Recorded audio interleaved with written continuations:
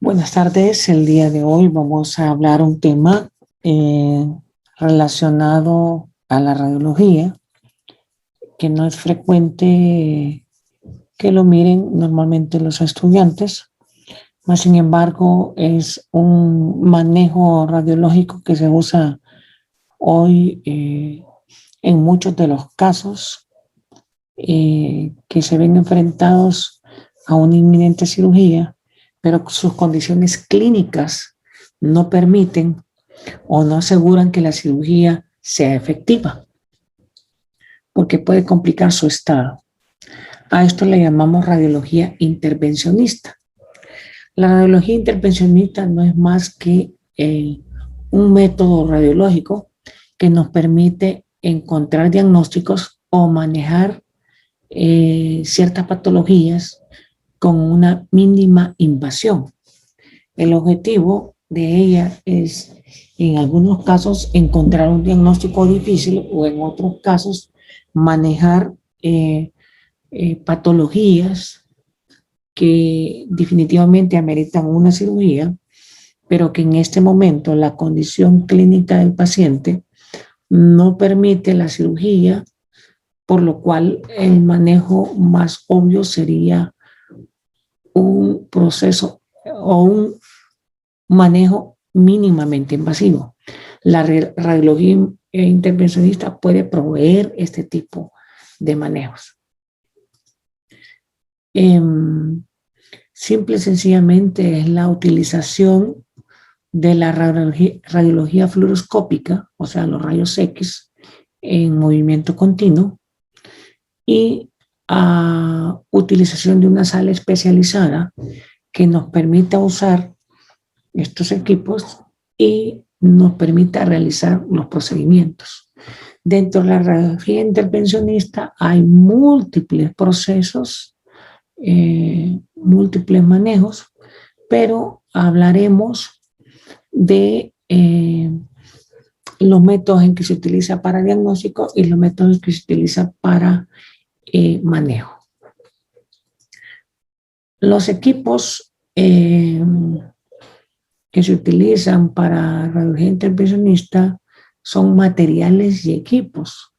Los materiales dependerán del tipo de patología del paciente y los equipos normalmente son equipos especializados, equipos que en otros lugares se les llama equipo de hemodinámica. Como en este caso, aquí tenemos un equipo complejo, ustedes ven, tiene 4 pantallas, tiene un tubo de rayos X y este que está arriba es el detector, que al mismo tiempo tiene función de magnificador y nos permite aumentar las imágenes en esta pantalla.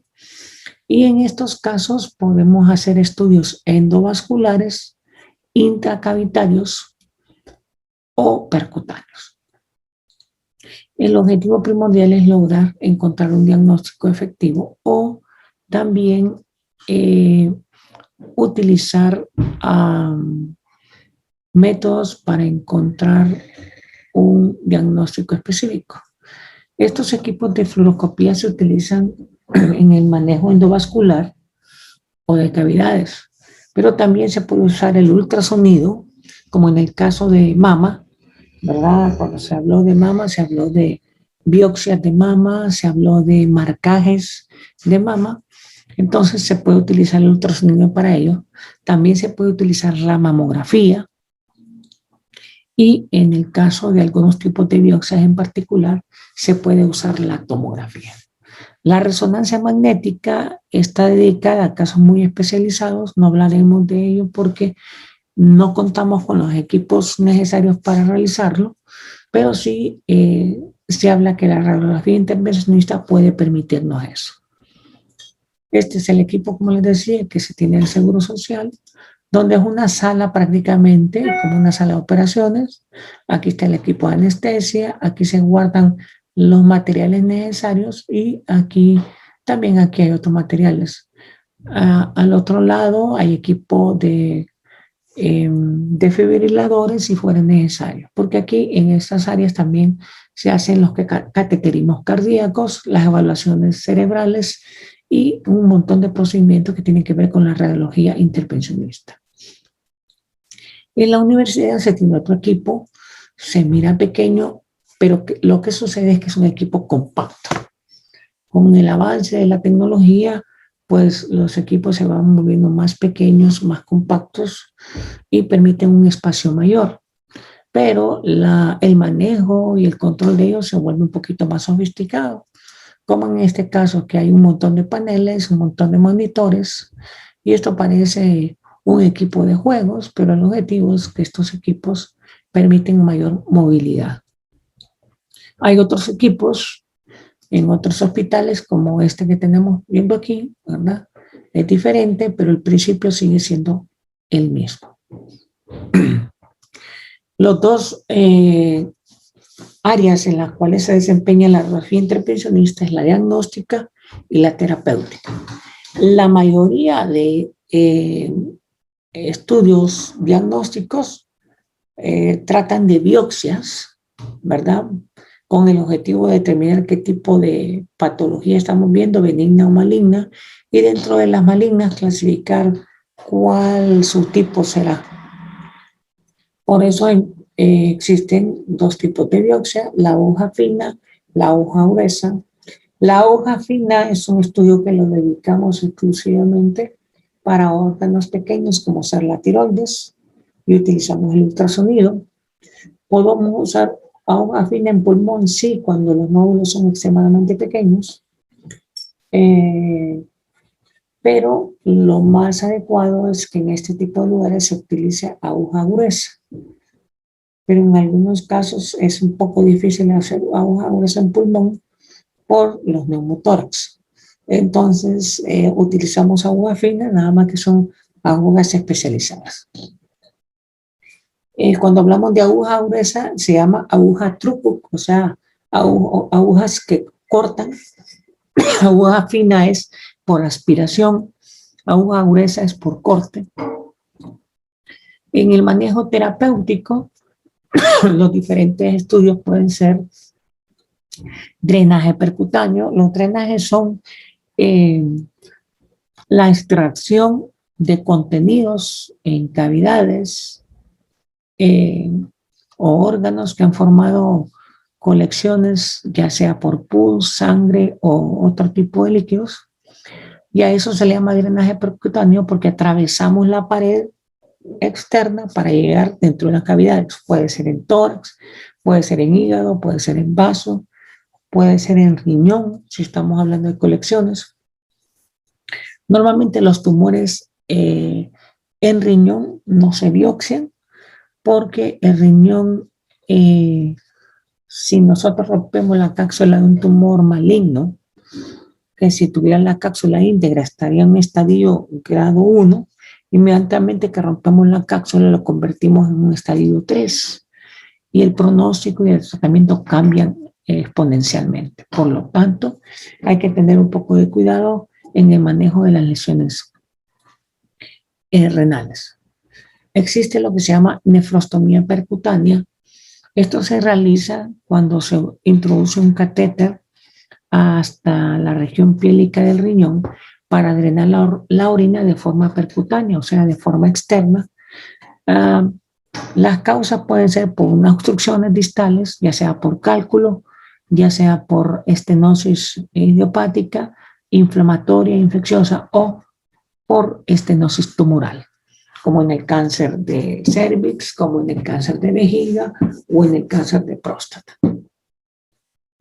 La ablación por radiofrecuencia se trata de la introducción de agujas en ciertos lugares específicos y en donde se introducen fármacos que tienen isótopos, en algunos casos radiactivos, para destruir o reducir un tumor específico. Por ejemplo, tenemos un tumor de páncreas y en ese tumor logramos introducir una aguja y después introducimos una sustancia que permite el daño directo del tumor, reducción del mismo, para poder tener un planteamiento quirúrgico posterior. Porque los tumores grandes de páncreas, estamos hablando más de 3 centímetros, no son quirúrgicos. Entonces a veces hay que reducir el tumor para poder entrar a cirugía.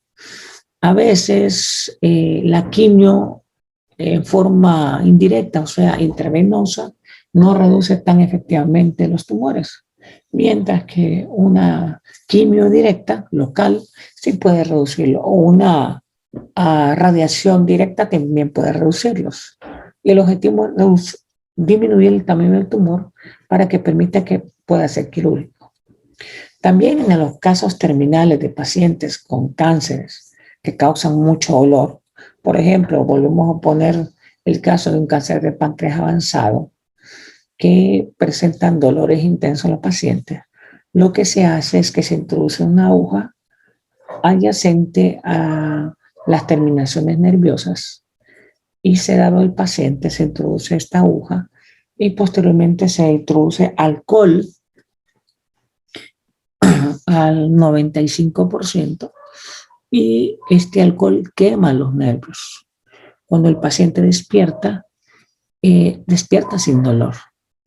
Definitivamente va a tener algunos cambios fisiológicos, sí, puede tener diarrea o algún otro tipo de malestares, pero el paciente va a tener una muerte no dolorosa.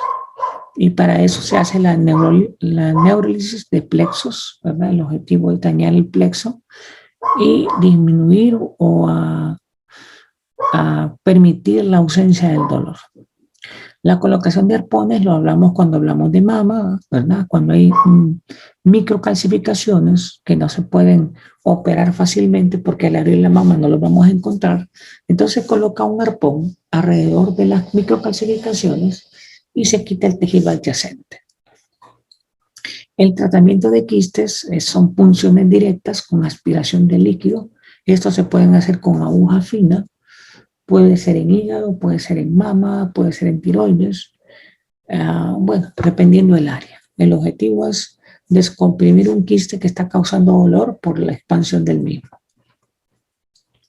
Para estos pacientes necesitamos tener, antes del procedimiento, que el paciente esté en ayunas, una historia clínica clara, tiempos de coagulación, plaquetas, pruebas de función renal, glucosa para saber si no es diabético. Un consentimiento informado en el cual autorice al paciente a realizar el procedimiento porque puede haber complicaciones. Hay pacientes que no presentan nada y otros pacientes que sí. Entonces, por eso es importante considerar todos los factores.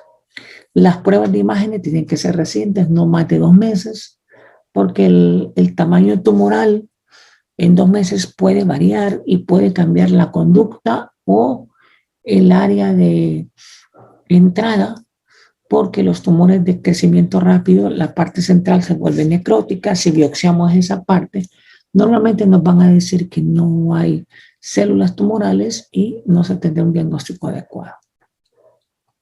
Hay que explicar al paciente en qué trata el procedimiento, cuáles son las ventajas y las desventajas. Cuando vamos a realizar un procedimiento, es importante localizar a través de un estudio reciente la lesión, las condiciones que tenga el paciente para colaborar. Por ejemplo, si es una lesión tumoral pulmonar y el paciente está disneico, definitivamente es un paciente que no nos va a colaborar.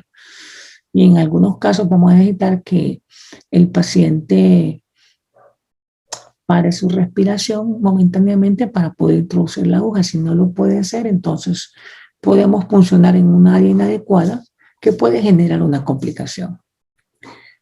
Es importante saber la estructura anatómica a estudiar. Si es una estructura anatómica poco vascularizada o muy vascularizada, porque todo eso cambia, porque nos puede generar hematomas o complicaciones aún mucho más severas. Cuando hacemos este procedimiento es igual como está en una sala de operaciones. Si ustedes se fijan, todo está protegido, todo está estéril y es exactamente como hacer un procedimiento con campos estériles, con equipo estéril y con preparación adecuada. Los estudios que podemos hacer pueden ser arteriografías. Las arteriografías son útiles para encontrar lesiones cerebrales, pulmonares, hepáticas, esplénicas, de miembros inferiores, como en este caso. Aquí tenemos un diagrama de lo que sería un arteriograma renal, un arteriograma del tronco celíaco con visualización de sus ramas o de las mesentéricas, ¿verdad? En este caso, aquí tenemos un estudio donde estamos viendo la aorta abdominal en su parte inferior, la bifurcación y múltiples áreas de estenosis que nos indican qué patología puede tener este paciente y cuáles son las complicaciones. También se pueden hacer los cateterismos cardíacos, como en este caso, ¿verdad? Que lo que se está haciendo un cateterismo ahí para ver las circunflejas, las descendentes y ver si se necesita colocación de stent en este paciente. También se pueden hacer estudios en los cuales se puedan ver el sistema arterial. En este caso, hay un defecto a nivel de las uterinas, están las arterias uterinas, y este es el útero, y hay una área que tiene una captación heterogénea e irregular.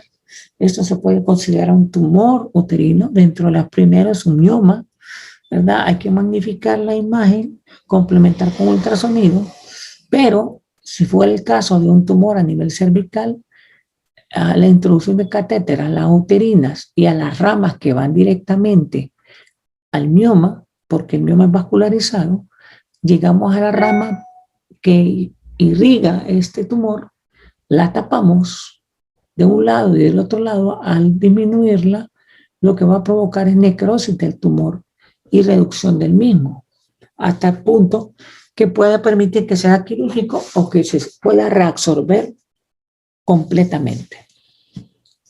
También para encontrar aneurismas, este es un aneurisma pediculado, aquí está el catéter, el medio de contraste se metió y pintó el aneurisma, el cual es pediculado. Este es el mejor para manejar, pero este otro y este son fusiformes, son difíciles de manejar, y si quisiéramos taparlo, hay dos métodos: externo, con un pinzamiento aquí, haría el neurocirujano, porque es una arteria cerebral, o a través de este catéter se introduce aquí y se mete un material especial que puede ser líquido o puede ser especie de alambre que se enrolla aquí y tapa completamente la luz del aneurisma, evitando que se vaya hacia la luz del vaso. Eso es por vía endovascular, pero en este caso no se puede hacer ni externo ni interno, porque no hay donde se acople el líquido o el material. También en los hemangiomas hepáticos, por ejemplo, operar un hígado sería quitar los segmentos 6 y 7, ¿verdad? Y eso sería reducir el hígado y con la posibilidad de que haya sangrado. Entonces lo que se hace es entrar a las hepáticas, llegar a los vasos que irrigan ese tumor y taparlos.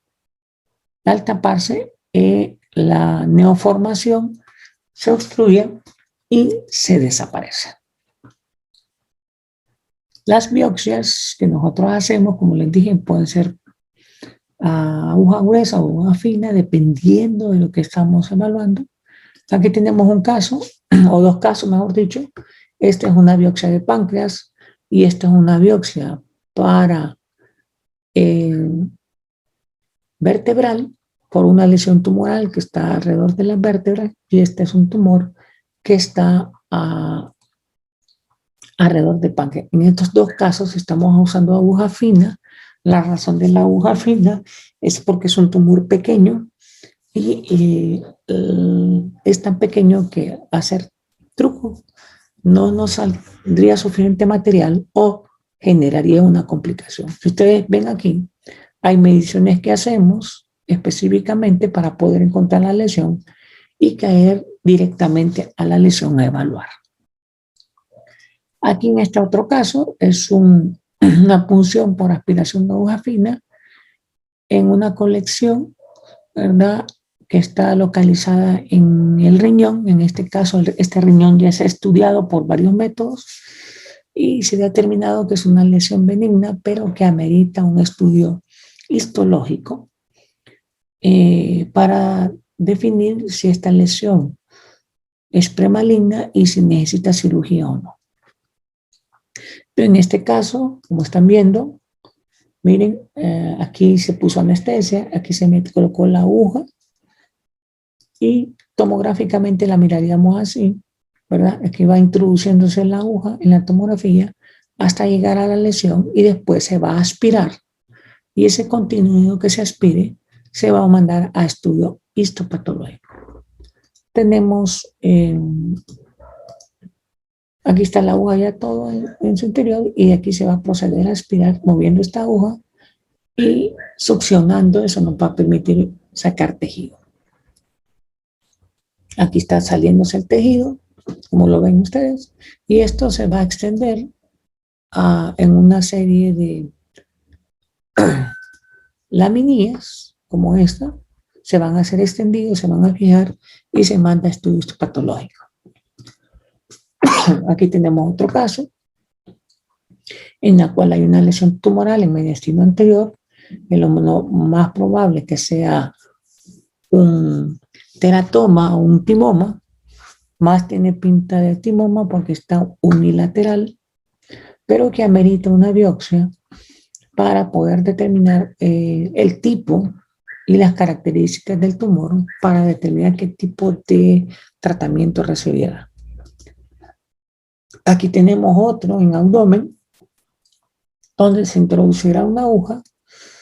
Esto está cerca de la región duodenal y puede ser un conglomerado de ganglios o puede ser una masa alrededor del duodeno, y que el diagnóstico diferencial es un poco complicado porque podría tratarse de un linfoma o de un tumor de Guis. El tumor de Guis es quirúrgico, el linfoma es de manejo médico, por lo tanto hay que hacer una biopsia para clarificar cuál de los dos es.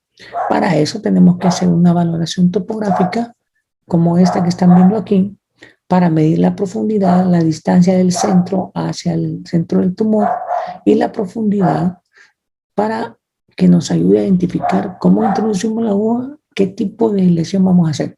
Sabemos que esta lesión es grande, tiene más de 3 centímetros. Lo ideal en este caso no es aguja fina, sino que aguja truco. Ahí, como ven, está la medición. Aquí está entrando la aguja y esta es la medición de 6.2 centímetros que vamos a entrar para poder tomar las muestras. Aquí tenemos el mismo caso con el paciente con una aguja especial que están viendo aquí. Esta es una aguja truco, dispara y al disparar sale la aguja, tiene un bisel, corta, regresa y introduce adentro un pequeño cordoncito de tejido, el cual después se saca y se envía, se mete en formalina, se sacan de 4 a 5 fragmentos, se meten en formalina y se envía a estudio histopatológico. El diagnóstico en estos tipos de tejidos es efectivo. Aquí tenemos un paciente que le vamos a hacer una nefrostomía percutánea porque tiene obstruidas las vías urinarias, entonces utilizamos todos estos materiales y paciente boca abajo, utilizamos líneas y medidas para ubicarnos por donde vamos a entrar, y aquí estamos introduciendo una aguja que llega a la región pélvica, en donde vamos a introducir un catéter para sacar la orina, porque la pelvis renal está dilatada porque está obstruida en parte distal. Y entonces lo que hacemos es introducir una aguja. Miren, aquí está la cúpula diafragmática, el único punto de entrada es aquí. Aquí abajo no podemos porque está el colon, arriba no podemos porque está el diafragma, entonces el único punto de entrada es este. La tomografía nos ayuda a ubicar el punto de entrada y la forma en que vamos a entrar, que es oblicua. Aquí estamos entrando con la aguja en forma oblicua. La aguja logra entrar y aquí están viendo ustedes que está saliendo una orina sucia, por lo cual entendemos que este paciente está sobreinfectado, ¿verdad? Por tener mucho tiempo acumulada la orina. A través de esta aguja metemos un cable metálico blando que se introduce dentro de la pelvis y que nos ayuda a introducir a través de ese alambre dilatadores, muchos dilatadores, para que nos permitan meter el último catéter. Este es otro dilatador. Eso nos va a permitir meter el último catéter, que es un catéter redondo, que se llama cola de cochino, que es este que están viendo aquí, miren, redondo, que queda fijo, se fija en la pared, y el catéter por fuera se fija en la piel, y en este caso lo estamos poniendo en una bolsa de colostomía. Miren, aquí está el catéter, está fijado acá, y está empezando a drenar el material. En este caso está contaminado, se va a iniciar antibióticos, y después la orina de este riñón va a empezar a salir a través de esta bolsa. En algunas ocasiones hay que poner a los dos lados, ¿verdad? Son tratamientos paliativos en pacientes que no tienen buen pronóstico, pero ayuda a que ellos tengan una muerte, podríamos decir, más digna, ¿verdad? Porque no van a tener una uremia que les cause encefalopatía urémica, que les cause alteraciones fisiológicas y metabólicas, que deterioren su condición en una forma estrepitosa. Entonces, estos manejos es precisamente para este tipo de pacientes. Aquí, en este caso, con este paciente sacamos líquido y lo vamos a mandar a estudio citológico para que hagan incubación y ver qué tipo de bacteria es y utilizar el mejor antibiótico para este paciente. Aquí tenemos un caso de una paciente que fue presentada por supuesto cáncer de vías biliares. La paciente con 32 años. El único problema que le mirábamos a esta paciente es que era una paciente que tenía un buen estado general para un colangiocarcinoma, que es un cáncer bastante, ¿cómo les diría? Que deteriora rápidamente, ya que produce una ictericia severa. Y esta paciente estaba empezando con su cuadro ictérico, no era tan severo, creo que las bilirrubinas estaban en 3.5 y necesitábamos, en primer lugar, diagnosticar la dilatación y diagnosticar el cáncer y después colocar un catéter de drenaje percutáneo de la vía biliar, o sea, a través de aquí sacar un catéter y que drenara la bilis para que disminuyera su ictericia. En el momento de la etapa de diagnóstico, pero aquí estamos en la etapa de diagnóstico, después íbamos a entrar a la etapa de manejo dejando el catéter colocado, pero en el momento de la etapa de diagnóstico observamos lo siguiente, que ustedes van a ver, y es que lo que encontramos fue una estenosis bien definida de la porción proximal del colédoco y la del hepático común. Pero si ustedes se fijan, es una estenosis bien definida, no irregular. Esto no es típico de un colangiocarcinoma. El colangiocarcinoma deteriora, forma defectos, irregularidades, y este no. Esta es la vesícula biliar, este es el cístico, y aquí está el colédoco, y esta, la mayoría, es el hepático común. Esta estenosis nos hizo considerar que no estábamos frente a un colangiocarcinoma, sino que estábamos frente a una colangitis esclerosante. O sea, un proceso inflamatorio de las vías biliares que reduce en forma tubular la luz de la vía, y esto considerábamos que se trataba de una enfermedad autoinmune, una de las frecuentes que nos puede dar una colangitis esclerosante, en su mayoría es el lupus. Esta paciente se les dijo, bueno, investiguen lupus, y al final se hicieron todas las pruebas y salió con una crisis lúpica en su fase inicial. La mayoría de pacientes empiezan con afectación pulmonar. No esperábamos una afectación directa a la vía biliar. Después se colocó un drenaje y para manejar a la paciente siempre tenía mal pronóstico porque el lugar de estenosis en el hepático común, si hubiera sido en el colédoco, se hubiera hecho una Whipple y le hubiera ido bastante bien, pero a ese nivel es prácticamente no quirúrgico. Y el pronóstico es bien reservado. Las complicaciones que pueden haber en estos casos son hematomas o sangrados en el sitio de punción, sobre todo cuando hay alteraciones de los tiempos de coagulación, infección, sobre todo en pacientes diabéticos, aunque se haga una asepsia, o puncionar un tejido inadecuado cuando el paciente se movió o en el momento que se programó el paciente, el tomógrafo no lo colocó en la zona que solicitábamos, que puede llegar a ocurrir. En el pulmón puede ocurrir un 20% de neumotórax. Hemoptisis son raras, hemorragia intraparenquimatosa son excepcionales. Embolia aérea, no he visto, ¿no? Lo que he tenido esporádicamente son neumotórax, ¿verdad? Y solo he tenido un caso de hemoptisis, ¿verdad? Pero ese caso ya era un caso en el cual se sabía que iba a haber hemoptisis, era por la ubicación del tumor, el paciente, la familia y los médicos estaban conscientes, pero no había otra forma de tomar una biopsia e iniciar un tratamiento con quimio. La paciente tuvo su hemoptisis, se estabilizó, se inició la quimio, pero era un tumor extremadamente avanzado y la paciente falleció, pero se logró determinar por lo menos una sobrevida de 2 a 3 meses más con la quimio que se manejó. En las nefrostomías percutáneas puede haber, y que frecuente, obstrucción del catéter, salida accidental del catéter, se lo arrancan o en las salas lo jalan y lo sacan.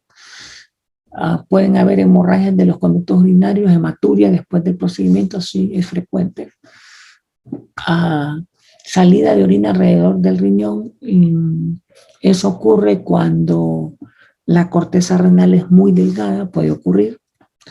También puede haber riesgos de infección, perforación intestinal, pancreatitis, en el caso cuando hacemos biopsias de páncreas, el tocar el tumor también puede provocar pancreatitis. No sabemos la causa específica, pero es como cuando tuviéramos una pancreatitis postraumática. La perforación intestinal puede ocurrir cuando el